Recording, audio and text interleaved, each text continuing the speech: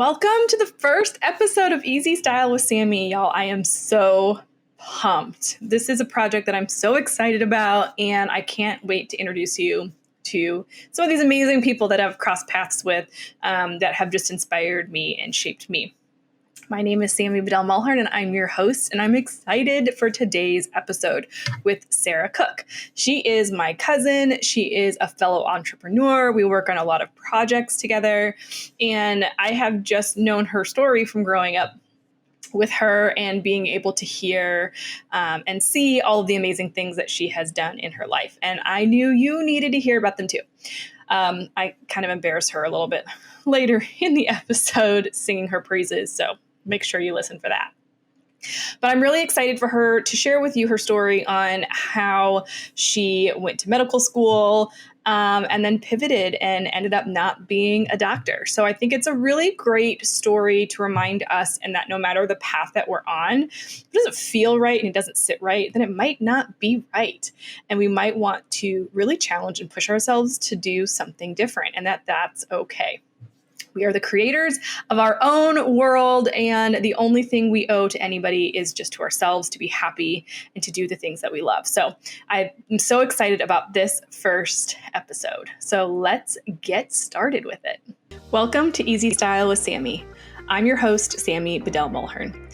Each episode, I invite a friend, family member, colleague, or just someone I've met on this journey called life to come and share their personal style and approach to business, parenting, life, and everything in between. You'll hear motivational and inspirational stories that will help you refine and build your own personal style. Remember, style is easy when it comes from within. Hey, Sarah, welcome to the podcast. Thank you so much for joining me today. Hey, Sammy. So great to be here. And you're my very, very first ever guest on the Easy Style with Sammy podcast, and I am so excited. Awesome. I'm so excited to be the first. Thank you. Well, so we're talking today about kind of your journey and your style when it comes to building a business, entrepreneurialism. And so I've already kind of given people a little bit about you, but why don't you just kind of start with kind of how you got into the health space? Like, has it always been a part of who you were, or why is that a passion for you? Yeah, great question. I was really interested in nutrition, natural medicine, herbs, homeopathy ever since high school. And I didn't know that it really could be a profession until actually one day it was my Aunt Joanne, and she said, there's this actual thing. It's called naturopathic medicine. And when she explained to me that is a thing, it clicked for me, and instantly I was like, that's what I want to do. Mm-hmm. And so I know your podcast today, we're chatting about style. And I think like one of the things about my style is that I make a decision and I execute on it. And I made that decision. I remember the moment I made that decision. I was in high school when I said to myself, I'm going into naturopathic medicine. And so the execution was like instantly going to be in process as soon as I made that decision. And so I went to undergrad specifically for pre-med and I went to Washington University in St. Louis, which is really well known for their pre-med program and their medical school. And a funny story about that though, when I was then applying to go to naturopathic medical school, I asked one of my favorite professors in the biology department to write a recommendation letter. And he actually said to me, Sarah, you're wasting your education by going to naturopathic school. Wow. And not going to real medical school. Which even now saying that, it just breaks my heart. But I think that story also reminds me how much going to the natural medicine route is not the mainstream. And you have to have a little bit of grit, and you have to believe in what you're doing and really be committed to go on that path and make a career of it. No matter, how you used your degree, which of course I've used it in unique ways, but I was on that path, like purposely doing pre-med to go to naturopathic medical school. And that's what I did. And so, which isn't very typical, right? Or is it usually a pre-med track, or is it like a biology track, or is that normal for naturopathic doctors? it is. The requirements to get into naturopathic medical school are very similar to those to get into medical school. You have to have a lot of biology types of prerequisites. So, so I guess what's not normal about that is a lot of people don't necessarily know they want to go that route when they start college, right? But yeah, so I went to Southwest College of Naturopathic Medicine, and what's funny is I think that whole process, I wasn't actually thinking I want to be a doctor. I was thinking I believe in this type of natural root cause medicine. I know the world needs more of this. I want to learn about it. And almost just really didn't have that forethought vision of what that means when I graduate, that I actually have to be a doctor. And it was a bit of a shock. I mean, I graduated in 2004. And at that time, it was very much expected. You just graduate, you hang your shingle, you start being a doctor. There weren't those opportunities there are now, where people are doing a lot online and they're teaching online courses and they're running programs and they're showing off what they know on Instagram and all these unique kind of creative ways to help people with naturopathic medicine were not a thing. I mean, 2004, that was also the year that Facebook launched. So there was just not a lot going on. And so it was hang your shingle and be a doctor. And that was kind of my only choice. And I tried to do that and really quickly discovered it wasn't my style. Yeah. So I remember coming to visit you in Colorado and seeing your practice, your room, and like you had everything all set up, and you were like very much, it's almost like you had just convinced yourself, this is what I'm doing, this is where I'm going, like this is my only path. So like, what was it like then in the moment? Like how did you come around to be like, you know what? Enough is enough. Like, I'm going to figure out a different way to do that. And how did you kind of, since you, like you said, all of these things weren't existing like what there is now, how did you figure out where you were going to pivot to? Yeah. Well, there was certainly a process of even coming to the realization that I did not want to actually be a doctor for the rest of my life. And part of that decision process, it really was a self-awareness, getting to understand myself and who I am. And I just love that this topic we're having is about style, because I think a lot of it was recognizing what is it about my style that does or doesn't work with being a doctor, and how can I, what will work with my style. And I think a couple of the things, for one, when you're a doctor, you're working with people hands-on. At least the style of practice, right, that I was expected to do. I'm supposed to be examining people, looking at their eyes and ears and throat and listening to their heart and drawing blood. And you know what? I am a shaker. Nobody wants somebody shaking when they're drawing their blood. That does not instill confidence in your patient when you go at them with trembling hands. And it's just literally how I am. Even, yes, it can be slight nerves, but it's anytime I'm just trying to do something carefully with my hands, I tremble. Okay. And yes, that's a fine detail that you think, oh, you can work with that, you can get over it. But I think bigger picture is that I like to work with my brain. I don't like to work with my hands. Yep. And just being doctor day to day, you're working with your hands. I think another thing I recognized is just this aspect of being introverted. Now, not any doctor, like all doctors have to be extroverted, but you're going from person to person. You're having interaction with many people in a single day. You're constantly switching to, okay, I'm interacting with this person. Now I'm interacting with that person. And to me, I'm great working with people one-on-one, but for like one person for an hour, and I'm done for the day. You can take some time to rest and recharge and fill your energy levels back up.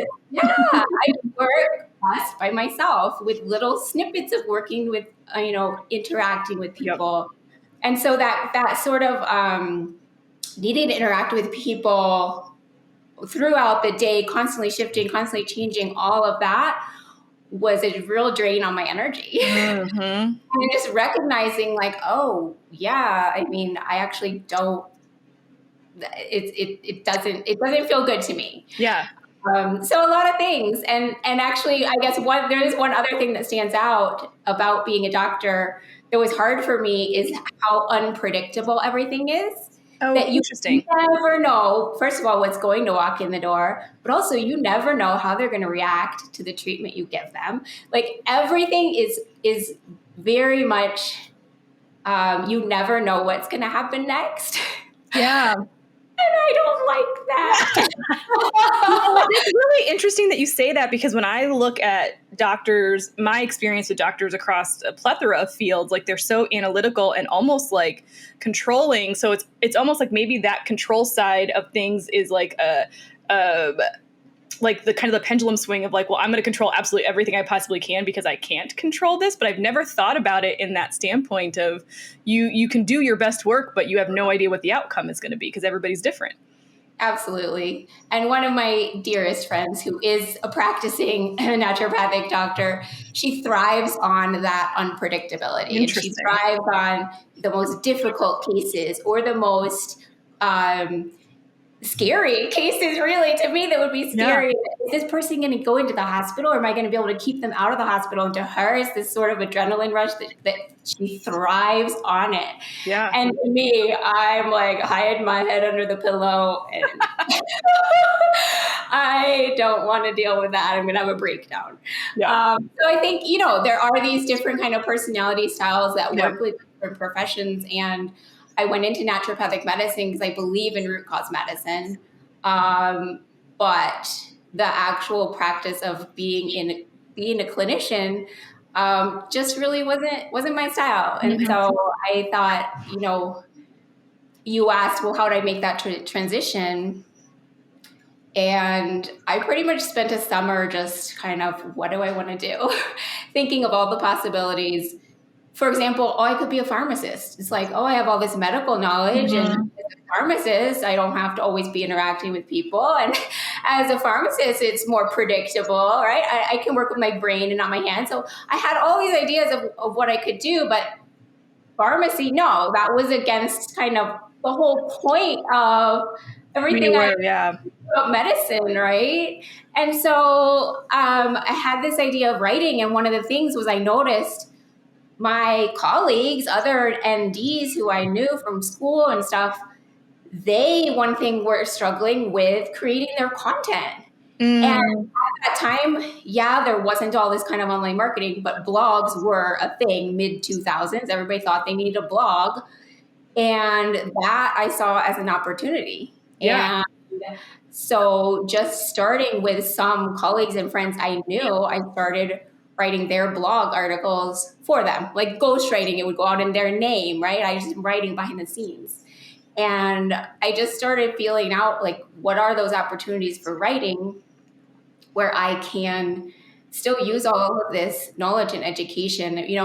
Like I said, the whole thing about a pharmacist, I put the brakes on that because I decided I don't want to abandon this profession. Like, I went into this for a reason. I love the concept, the approach, like the ideology of naturopathic medicine. I love everything about it. I don't want to abandon the profession. Yeah.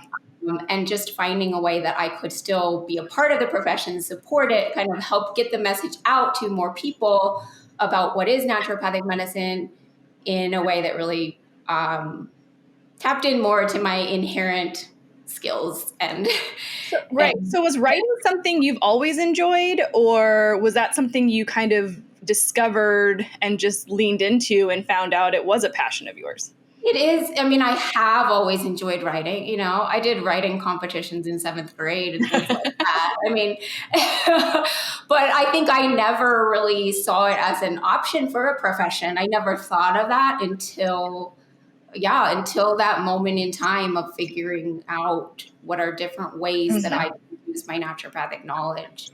So, yeah. Well, we started our consulting businesses ish in around the same time, and I've really kind of loved watching our journey kind of parallel and figuring out, because it's one thing to be like, okay, well, now I'm going to be a writer and I'm going to test it with these colleagues of mine, and it's great. But you kind of bounce back and forth between some more like real technical writing. You've more marketing writing, and so how did you kind of figure out between those two things to kind of say, okay, this is my writing style. This is what I enjoy, and this is how I can support people the most. Absolutely. For a long time, I did what I call content writing in the terms of writing articles for magazines, writing blog articles. I wrote for an organization called TAP Integrative, which was more of a continuing education for naturopathic physicians. And so I think that's what you're referring to as technical. So it's a lot more getting into the research and writing full referenced and footnoted articles, really in-depth content. That made sense at first to me because I really am knowledgeable in the naturopathic medicine, right? And so that was a skill I could bring to the table that a lot of other writers could not. And so that made a lot of sense. But during that process, because I was also writing blog articles for practitioners, I was really trying out a lot of different things. Yeah. And I think what it came down to was just gradually over time, pretty much, I do kind of take a self-assessment each year that's like, which projects do I like? Which projects don't I like? Which ones are sucking my energy? Which ones are giving my energy? And so kind of each year I go through that process, and I came to realize that what I love and what brings me the most joy is working directly with practitioners. Yep. Not working with the supplement companies, because there's all this red tape and it's just a lot of unnecessary nonsense and complicated things. I like simple, right? And I love working with the practitioners because I can relate to them and I form a relationship with them, and I can instantly see how my writing is helping them.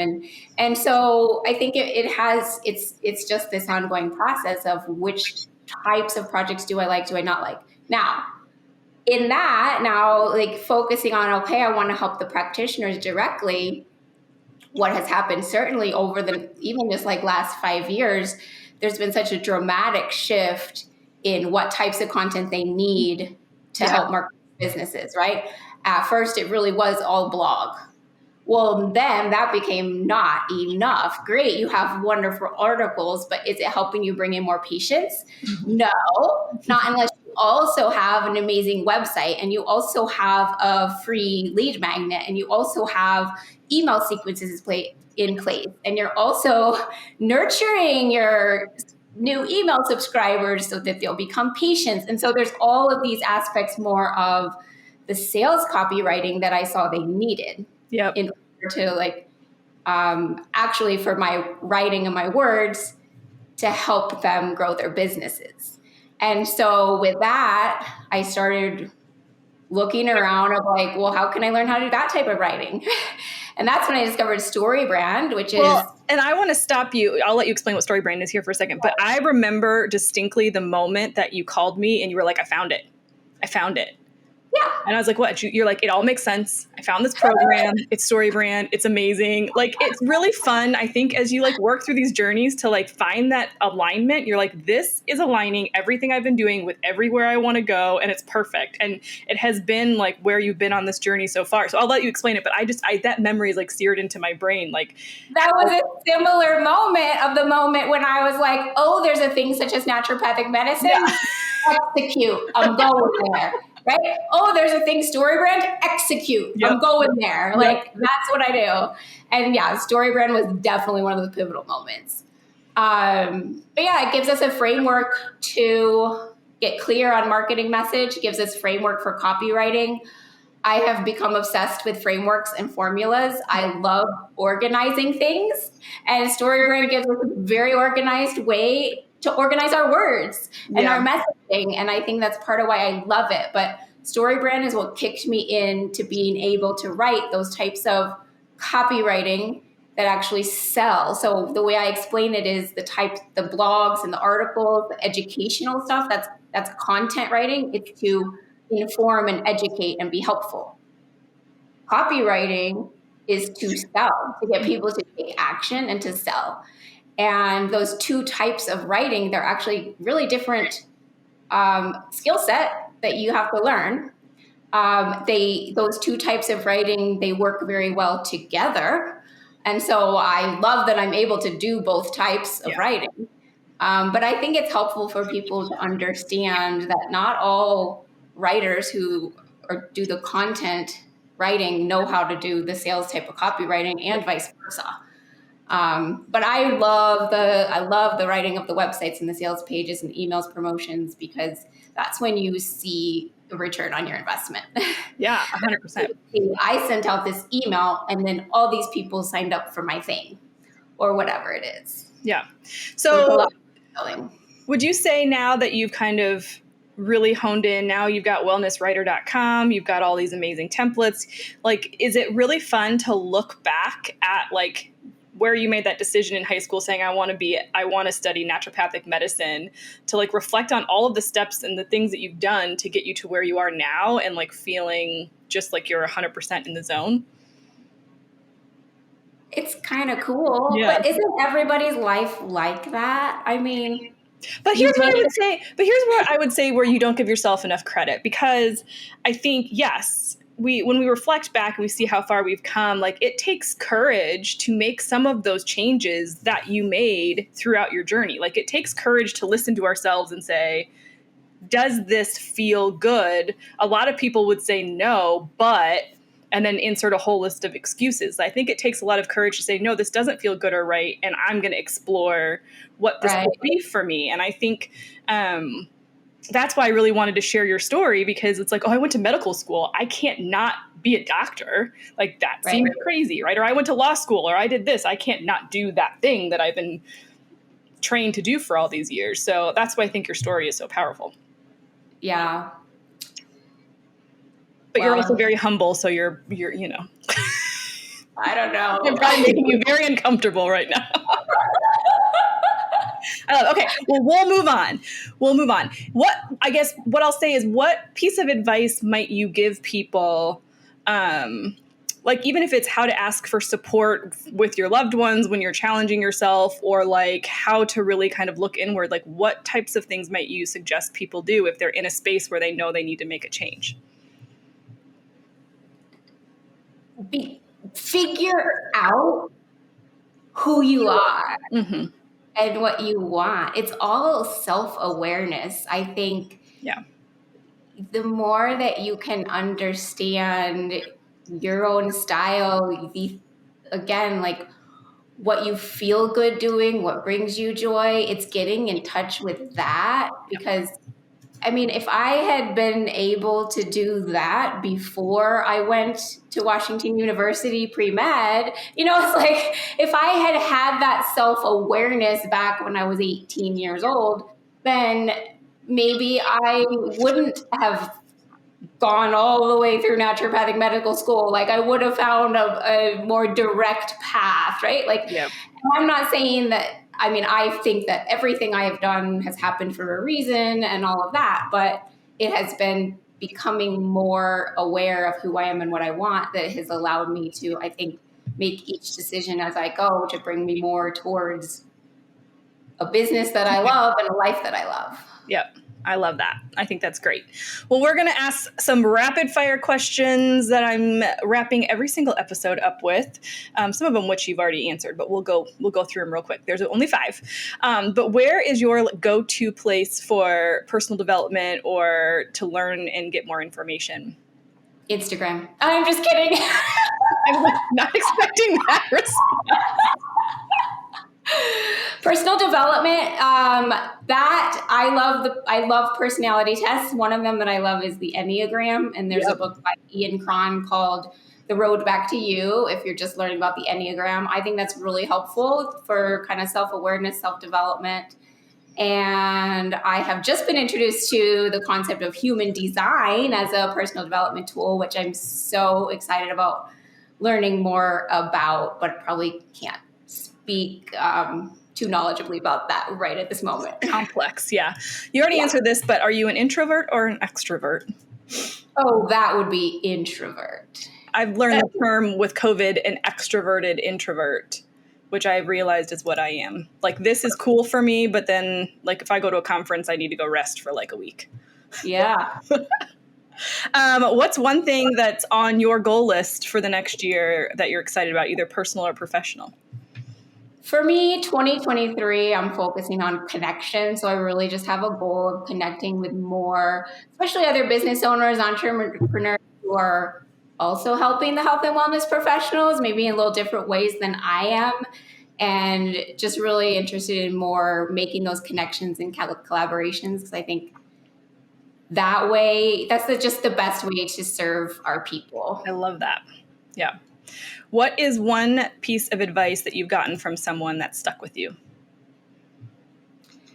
You know, when I was at that transition of what am I going to do instead of being a doctor, I reached out to Carolyn Gazella, who at the time, she was the publisher of the Natural Medicine Journal.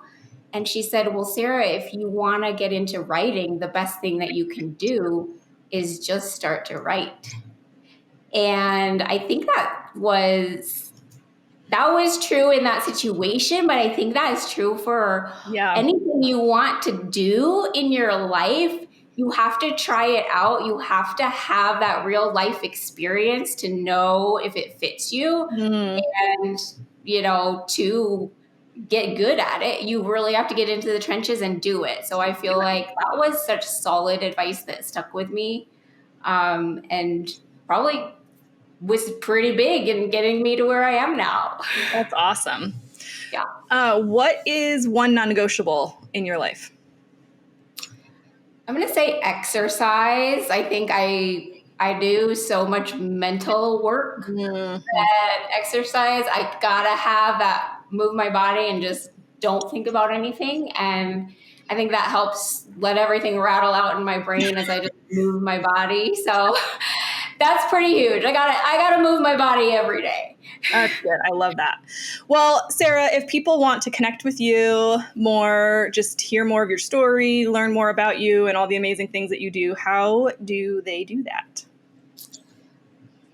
Go to wellnesswriter.com, or if you are on Instagram, of all the social platforms, that's where I hang out more than any of the others. I'm at sarahcook.wellnesswriter. I love it. Well, thank you so much. You've been a fantastic first guest, as I knew you would be. Thank you so much for joining me. Style episodes. I know, it's going to be so fun. It's so fun.